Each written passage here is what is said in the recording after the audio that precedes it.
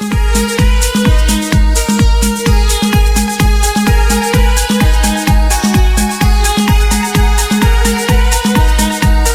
ូមស្វាគមន៍និងស្ដាប់តម្រុយឆ្នោតយួនប្រចាំថ្ងៃដើម្បីជាកម្លាំងចិត្តសូមពុកម៉ែបងប្អូនចុច like និងសញ្ញាជាវណ្ណៈមួយផង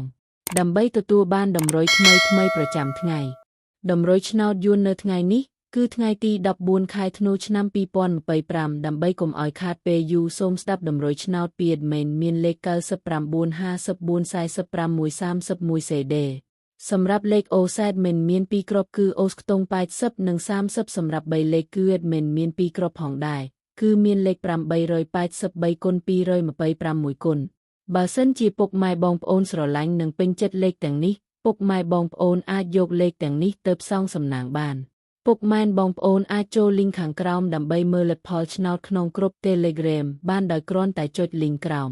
ជាចុងក្រោយសូមជូនពរពុកម៉ែបងប្អូនដែលយកលេខខាង admin ទៅផ្សងសំណាងហេងយើងទាំងអស់គ្នាជូនពរពុកម៉ែបងប្អូនជួបតែសំណាងល្អនិងសុខភាពល្អសូមជម្រាបលាជួបគ្នានៅថ្ងៃស្អែកបន្តទៀត